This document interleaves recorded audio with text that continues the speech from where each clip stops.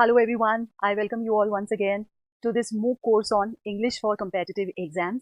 And today for week 4 lecture 20 we are going to discuss the second part of tenses. Okay? हमने पिछले first part में हमने past continuous tense पे stop किया था, तो आज हम स्टार्ट करेंगे part past perfect tense. Okay, past perfect tense का मतलब है पूर्ण भूतकाल. मतलब भूतकाल में किसी निश्चित समय पर वो क्रिया पूर्ण हो चुकी थी. ओके, पर यहां पे एक और बात का हमें विशेष ध्यान रखना चाहिए कि पास्ट परफेक्ट टेंस का उपयोग मतलब उसी जगह पे होता है जहां ऑलरेडी हम सिंपल पास्ट यूज कर चुके होते हैं. जैसे आई नोटिस्ड, ये पास्ट टेंस है. नोटिस का noticed, that he had left his books behind. Right, तो इसका जो स्ट्रक्चर है, राइट, वो है हैड प्लस वर्ब की थर्ड फॉर्म. ओके, यहां पे हैज हैव का कोई लोचा नहीं है. राइट, जैसे हमें प्रेजेंट परफेक्ट टेंस में हमें याद रखना पड़ता है कि भाई आई के साथ हैव लगेगा, ही के साथ हैज लगेगा, वी के साथ हैव लगेगा, बट यहां पे देयर इज नो प्रॉब्लम. हर जगह हर सब्जेक्ट के साथ हैड ही लगेगा. पर हमें वर्ब की जो थर्ड फॉर्म है मित्रों, जैसे मैंने आपको पहले क्लास में बताया कि वर्ब की थर्ड फॉर्म हमें रट लेनी है. हमें पता होना चाहिए कि हर वर्ब की थर्ड फॉर्म क्या होती है. राइट, अब जैसे मैं बोलूं when he entered the doctor had left. जब वो आया डॉक्टर जा चुके थे. राइट, जैसे when the passenger reached the station, the train had left.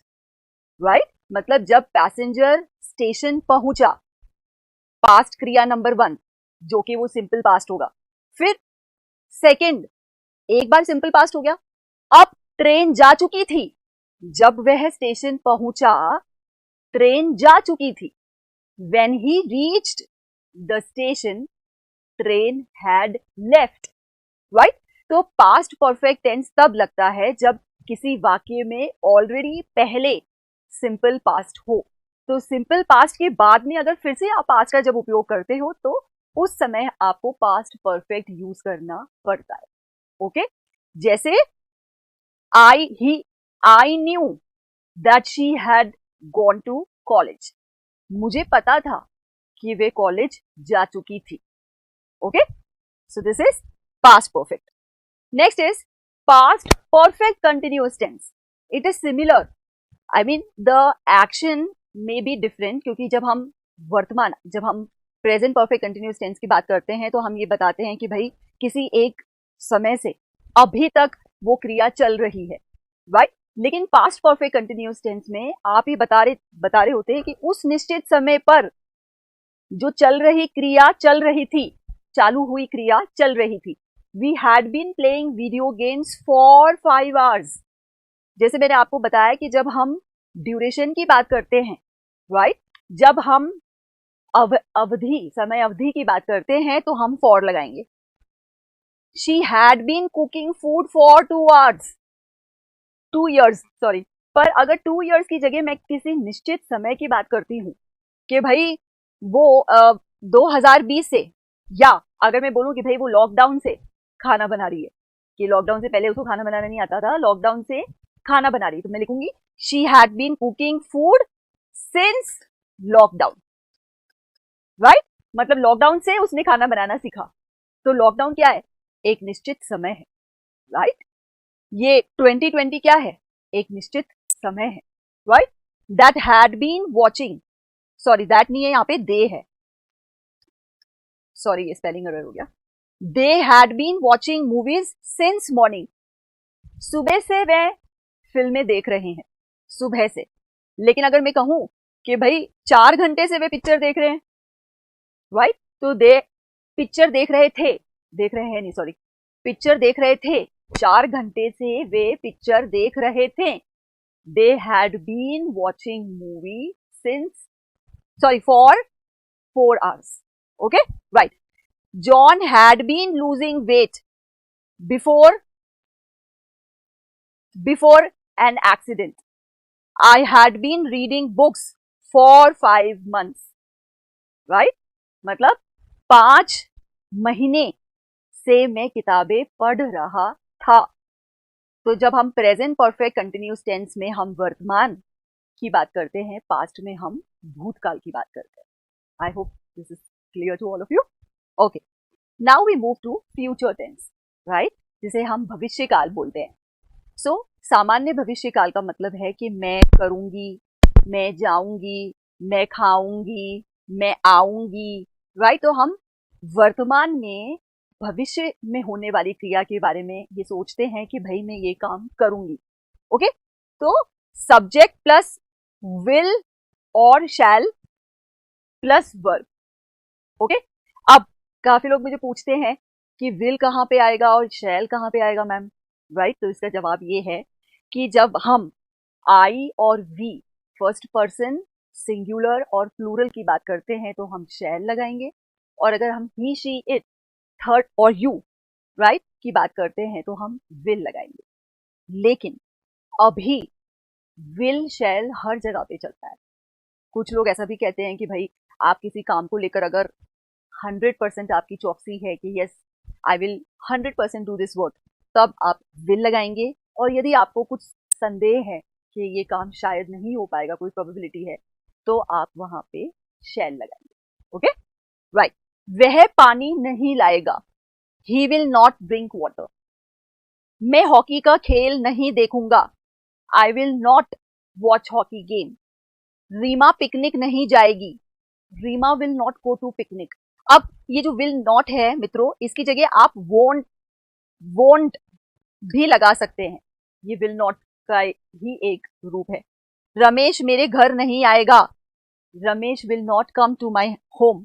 हम अपनी दोस्ती खराब नहीं करेंगे, we will not spoil our friendship. मैं पानी नहीं पीऊंगी, I shall not drink water, right? लेकिन अगर आप किसी एम्फेसिस के साथ कोई बात बोल रहे हैं, जोर के साथ अगर ये बात कहेंगे कि भाई मैं पानी, यहाँ पे शैल की जगह लगा सकते हैं will, right? I will not drink water, तो वो एम्फेसिस हो गया। हम नहीं जाएंगे, we shall not go, right? लेकिन अगर आप 100% किसी चीज को लेकर अपनी श्योरिटी दिखा रहे हैं, या आप गुस्से में हैं, या आप कोई एक आपका ऑब्लिगेशन दिखा रहे हैं, तो आप ये बोलेंगे we will not go, right? तो विल और शैल का ऐसा कुछ भी नहीं है, आप आराम से यूज कर सकते हैं, there is no problem. Future continuous tense. Future continuous tense का मतलब ये है कि भविष्य में कोई क्रिया चल रही होगी, राइट? जैसे we shall be preparing for exam tomorrow, हम परीक्षा की तैयारी कर रहे होंगे। शी विल बी प्लेइंग, वह खेल रही होगी या खेलती होगी। हम टीवी देख रहे होंगे, we shall be watching TV. Watch, आपको ये बहुत ध्यान रखना है कि जब हम कोई फिल्म देखते हैं या हम टीवी देखते हैं तो हम सी का उपयोग नहीं करते हैं। सी क्रिया तो देखने की है, पर अंग्रेजी में जब हम फिल्में देखते हैं तो हम वॉच का उपयोग करते हैं, WATCH, राइट? ये भी वॉच है, लेकिन ये क्रिया है, ये संज्ञा है। This is the difference, okay, right? So TV देखने और फिल्म देखने के लिए वॉच। यदि आप ऐसे सामान्य रूप से किसी को देख रहे हैं तो सी अथवा या लुक। अगर आप सरसरी निगाह से किसी को देख रहे हैं तो वो ग्लैंस हो जाएगा, ग्लिम्स हो जाएगा, कर्सरी लुक आ जाएगा, ओके? क्रिकेट का मैच चल रहा होगा, cricket match will be going on. वह पक्का खाना खा रही होगी, she will be definitely eating food. Master ji पढ़ा रहे होंगे, मास्टर जी पढ़ा रहे होंगे, टीचर विल बी टीचिंग। अब देखो हिंदी में तो फिर भी मास्टर जी होता है, लेकिन इंग्लिश में तो we have a common gender, neuter gender है ये, कि जहाँ पे टीचर के लिए दोनों ही आ जाता है, मेल फीमेल दोनों आ जाते हैं, तो हम टीचर का ही उपयोग करेंगे। लड़के तैयार हो रहे होंगे, राइट? तो boys will be getting ready. Right. I am sorry, ये पेन आज अच्छे से नहीं चल रहा है स्क्रीन पे। Okay, so this is future continuous tense, मतलब भविष्य में क्रिया चल रही होगी। Okay okay, now future perfect tense, मतलब वर्तमान में हम ये विचार कर रहे हैं कि भविष्य में वह क्रिया हो चुकी होगी। राइट, परफेक्ट टेंस चाहे वह वर्तमान का हो, भूतकाल का हो या भविष्य काल का हो, परफेक्ट का मतलब है क्रिया का पूर्ण हो जाना, क्रिया का खत्म हो जाना। ओके, तो आप प्रेजेंट में ये सोच रहे हैं कि भाई पास्ट में वो क्रिया हो चुकी होगी। Rohan will have finished his work, Rohan अपना काम खत्म कर चुका होगा। वह घर पहुंच चुकी होगी, she will have reached at home. हम फिल्म देख चुके होंगे, we shall have watch the movie. Show खत्म हो चुका होगा, the show will have finished. Rita ने खाना खा लिया होगा, Rita will have eaten food. Right, eaten आएगा। ऑफिस बंद हो चुका होगा, ऑफिस विल हैव क्लोज्ड। मैं दिल्ली पहुंच चुकी होंगी, I shall have reached Delhi.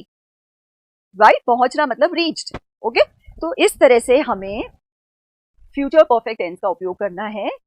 इसका जो स्ट्रक्चर है वो होगा subject plus will have plus third form, जिसे हम पास्ट पार्टिसिपल बोलते हैं। Okay, subject plus will plus have plus past participle third form. Okay, ये हमें याद रखना। तो अब हम लास्ट पार्ट पे आते हैं, future perfect continuous tense. Right, it is very similar to what we have already studied in present and past. Right, इसका मतलब ये है कि वर्तमान में हम ये सोच रहे हैं कि भाई भविष्य में उस समय पर वो क्रिया चल रही होंगी। ओके, तो यहाँ पे इसका स्ट्रक्चर क्या होगा, subject plus will oblique shall plus have plus been plus verb plus ING। Right, देखो मित्रों, आपको ये जरूर से ध्यान रखना है कि जब हम परफेक्ट टेंस की बात करते हैं या परफेक्ट कंटिन्यूअस टेंस में जो ये BEEN आता है, ये हैव हैज और हैड के साथ BEEN आता है। आप इसको गलती से BEING मत लिखना, दिस इज रॉन्ग, क्योंकि BEING आता है एक्टिव पैसिव वॉइस के साथ। राइट, लेकिन जब हम परफेक्ट टेंस में किसी भी या तो कंटिन्यूअस या सिंपल परफेक्ट की बात अगर हम करते हैं तो हैज और हैव के साथ BEEN आता है। ओके, तो मैं ये कहूं कि भाई I will have been going for 2 hours tomorrow, मैं 2 घंटे से जा रही होंगी। राइट, या कल 5 बजे मैं खाना खा रही होंगी, I shall have been eating food since 5 o'clock, 5 बजे से मैं खाना खा रही होंगी, कल की बात हो रही है। ओके, तो भविष्य में यदि किसी समय पे शुरू हुई क्रिया और जिस समय की आप बात कर रहे हैं कि भाई इतने समय तक वो चल रहा होगा, तो वो होता है future perfect continuous tense. Okay, I hope it is very very clear. तो मित्रों, जैसा मैंने आपको पहले भी बताया था कि ये जो सारा खेल है टेंसेस का, वाक्य निर्माण में बहुत जरूरी होता है।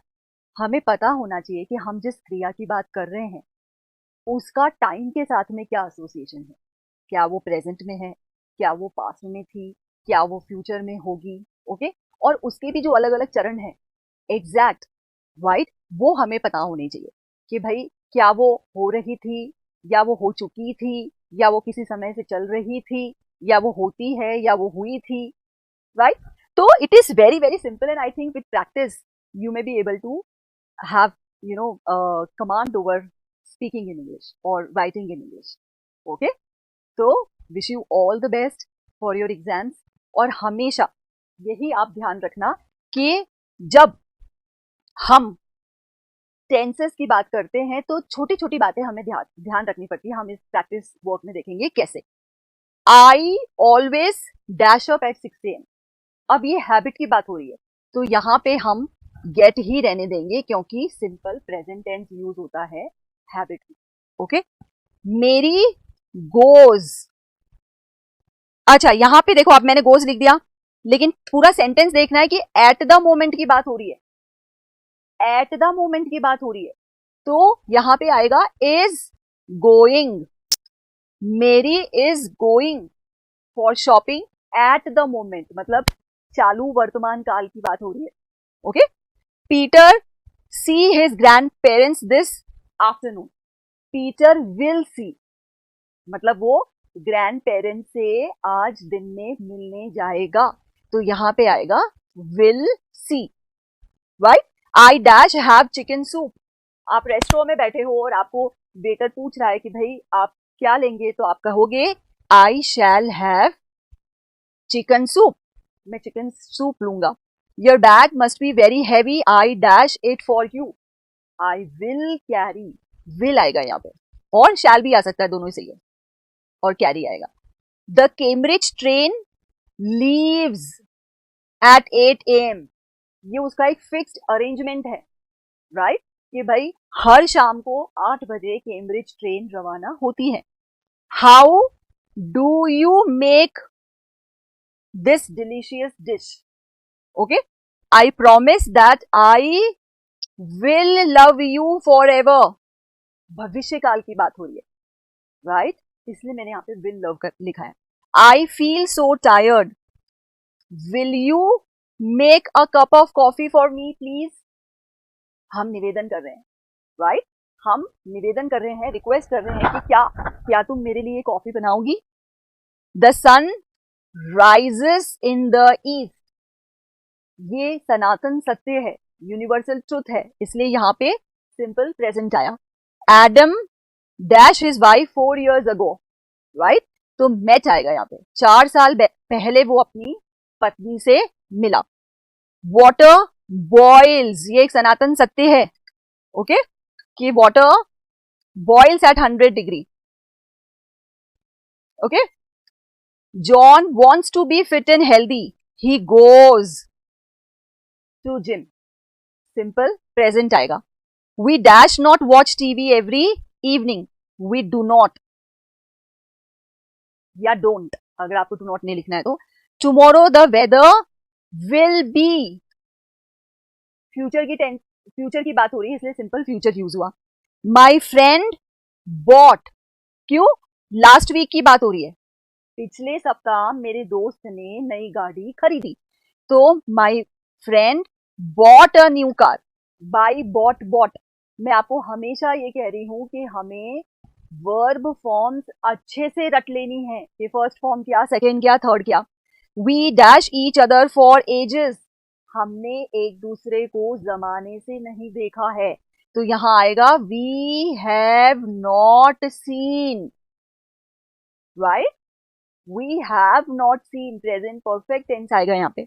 somebody dash the window, somebody broke the window, right, वैसे यहाँ पे अगर broke भी आ सकता है, somebody has broken the window भी आ सकता है, तो अगर आप ये broke नहीं लिखना चाह रहे हो तो ये has broken भी चल सकता है। क्यों, क्योंकि there are splinters everywhere, किसी ने यह खिड़की तोड़ दी है क्योंकि यहाँ टुकड़े हैं कांच के, राइट, तो इसलिए अगर हम इसको उस रूप में देखें कि भाई वर्तमान में कुछ समय पूर्व किसी ने ये खिड़की तोड़ दी है, तो हैज ब्रोकन आएगा, राइट। सो मुझे लगता है अब ये एक्सरसाइज करके हमें अच्छे से पता चल गया है कि हम एक्शन को किस तरह से टाइम के साथ जोड़कर एक परफेक्ट स्वरूप दे सकते हैं किसी भी वाक्य को, भाषा के। Okay, so wish you all the best for your exams, and I hope that in this section of tenses you are able to do each question confidently. Okay, so see you again for the next lecture, that is the last one. Okay, thank you so much.